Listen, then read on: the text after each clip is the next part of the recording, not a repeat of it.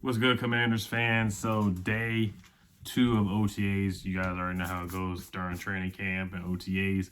Just gonna read and react to some tweets from some beat reporters and talk about guys who were there, guys who played well and whatnot. OTAs, it is what it is. You don't want to take too much stock in OTAs. You know how people get hyped up over guys in training camp OTAs. It's very, very early, but this is good for guys to get the chemistry in. So guys that were there and were on the side field, we'll get to that first. Logan Thomas, of course, with the ACL injury, still recovering. Hopefully he can be back week 1. Chase Rouillet with a leg injury was on the side field as well. Tyler Larson, the backup center, was on the side field, and Sammy Reyes. This is from Ben Stanek, so I'm not sure what injury he has, but he was on the side field today. Chase Young was not there today. He's rehabbing in Colorado. You can take that for whatever it's worth. I know people are going to take that and run with it, because he wasn't there last year. Could he rehab with the team? Yeah, he definitely could. Logan Thomas has an ACL injury as well. He's there. He's rehabbing with the team, but Chase is deciding to work out in Colorado. Ron Rivera said that Chase Young's going to be there in a couple of weeks, so I wouldn't overreact. But the thing is, last year we kind of went through a similar thing, and that got blown up because why? Because he didn't play well. So it's all about how he plays in September through January if he's there for week 1. So we'll see what happens, man. I'm not going to get too much into it, but could he have been there? Who knows? Montez Sweat was not there, personal reasons. Cam Sims was not there at practice either, personal reasons. So we'll get into some plays there. So Curtis Samuel was there. He looked good. I'm happy to hear that. I'm happy to hear that he was on the field and not on the side field, because the whole season, for the majority of it, he was on the side field every practice.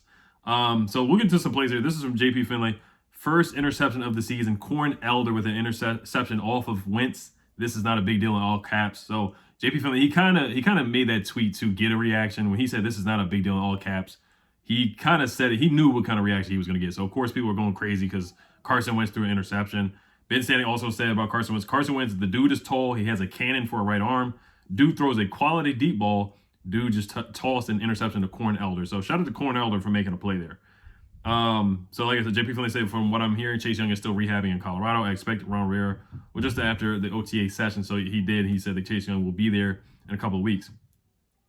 He said it's May, so don't make too much of this, but Antonio Gibson, J.D. McKissick got all the work with Carson Wentz. Brian Robinson got work with Taylor Heineke in the 2s.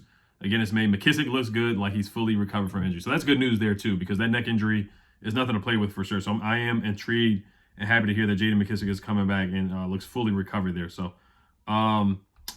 Pete Haley also said Corn Elder just made what I believe the first interception off of Carson Wentz in team drills 9-on-9 situation, undercut an in-breaking route on the left side, a historic moment.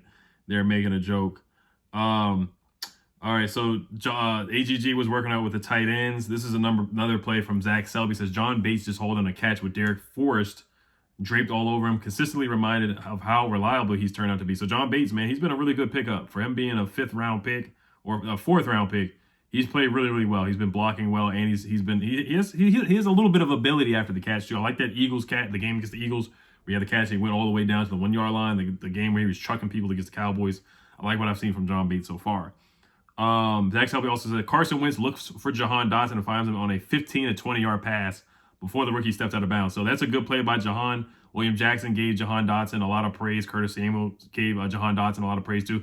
I almost forgot Terry McLaurin was not there at OTAs. We already know this. Now, Jahan Dotson and his presser said that he's not spoken to Terry McLaurin at all. So is that a red flag? It's something to keep an eye on. Of course, when somebody is doing a holdout, apparently, you don't really talk to your teammates. So it is intriguing. It is interesting because you want them to get that chemistry together. But Terry McLaurin has not talked to Jahan Dotson at all. Jahan Dotson, he got a phone call from Carson Wentz. Same thing. Cam Sims has called Carson Wentz. They spoke to each other, obviously, before even OTAs even started. So Terry McLaurin hasn't even been in contact with some of his teammates, it seems like there. So that's good news from Jahan Dotson making plays. The first deep pass of the day is Taylor Heineke to Alex Erickson. Watch out for him, man. I'm telling you, he is the DeAndre Carter replacement. I do think they will keep 6 or 7 wide receivers. I do think he will make the roster as a punt returner. Somewhat of an Adam Humphries replacement, too. A shifty slot guy that can make plays.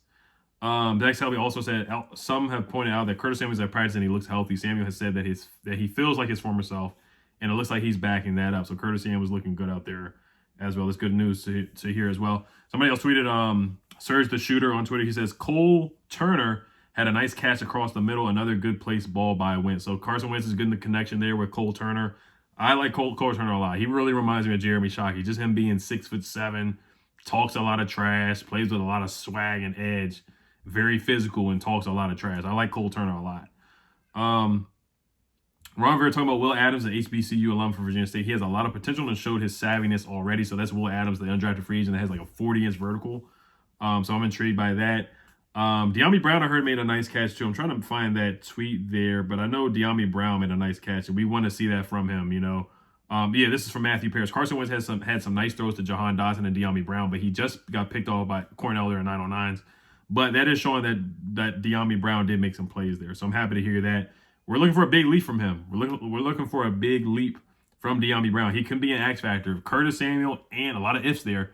Curtis Samuel, De'Ami Brown, they both can stretch the field and, you know, put pressure on guys down the field. Carson Wentz has that big arm.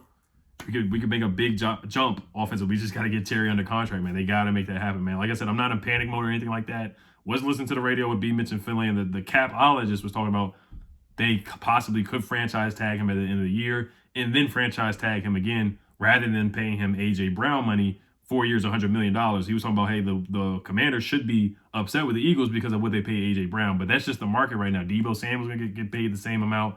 DK Metcalf, somewhere near that. A lot of guys that are in Terry's draft group, that same age group, they're going to get paid that same amount of money. Ron Rivera talked about no joint practices. We're going to focus on us. I'm not mad about them not having a joint practice. I would like to see them do that. I think it will help them get ready for the season instead of, you know, guys just sitting out. All our starters didn't play in preseason, which is fine too. We've had joint practices before and we haven't played well either. We had a joint practice with the Jets one time. I remember DJ Swearinger like bucked Terrell Pryor and he jumped. Remember we had joint practices with the Patriots. I can't remember the records we had, but when we had the joint practice with the Patriots, it's not like it meant that we were going to have a good year. But it does help. I would like to see them compete against other people than just the same people all the time. So, and just get some different looks, you know. Look at some other quotes here. So Ron Rivera still seems confident in a new deal with Terry McLaurin, just a matter of time. The coach declined to give specifics on the negotiations. JP Finley also said there was a lot of two linebacker sets. Jamin Davis and Cole Holcomb were the two main linebackers out there in a three safety look. Troy Apke got a lot of snaps and a lot of playing time out there. He was paired with Cam Curl. Bobby McCain got a lot of playing time out there as well, of course. Let's see here. What else is there? William Jackson on Jahan Dotson. He's good. He's going to be good for a long time. Curtis Samuel on his health. He said, "I'm great. Y'all saw me flying around out there." So that's good news too. Ron Rivera, he says, "I think the guy that can kind of starting to find his voice is Cam Curl. He's played very well for us. The group is really coming together." So that's good news from the secondary. Cam Curl is emerging as a leader on this team. Landon Collins was more of that vocal leader. So, you know, we'll see if we still bring him back. But it looks like Cam Curl stepping up in that spot, and it's good. He's playing well and being that vocal leader. That's what we need Cam Curl to step up and be in his third year. So that's good news to hear there too. So, but yeah, they said guys that were returning punts were, of course, Alex Erickson. And that's just my son in the background. If y'all hear noise in the background, he's home today. So, but punt returners, I want to say they had, Jahan Dotson, Alex Erickson, Dax Mill were among the wide receivers that returned punts today. So keep an eye on those guys. Jahan Dotson, I think he would be a good punt returner. Alex Erickson as well. Dax Mill he didn't return a punt last year, but I know he was definitely trying out for that punt returner spot when he was playing. So, but like I said, the good news is Curtis Samuel looks healthy. De'Ami Brown looks like he's progressing a little bit. You don't want to take too much stock in it, but you know, when will Chase Young be back? When will the Terry McLaurin deal be done? When will Logan Thomas be back healthy? Those are the question marks for me right there. So, and can the secondary play better? William Jackson talked about, you know, more chemistry this year. So we're looking for a big year from him and Kendall Fuller and those linebackers too. Percy Butler, didn't hear much about him, but I do know that Ron Rivera really wants him to have a big role. Didn't talk much about Fedarian Mathis either. Sam Howell, they didn't say much about him. Those were rookies. Brian Robinson, didn't hear much about him either. Chris Paul, the guard, Christian Holmes, didn't hear much about him either. So that's all I heard from today. But I will be going live tonight with my channel members, so stay tuned for that. All right, you guys, hell to the Commanders. Peace.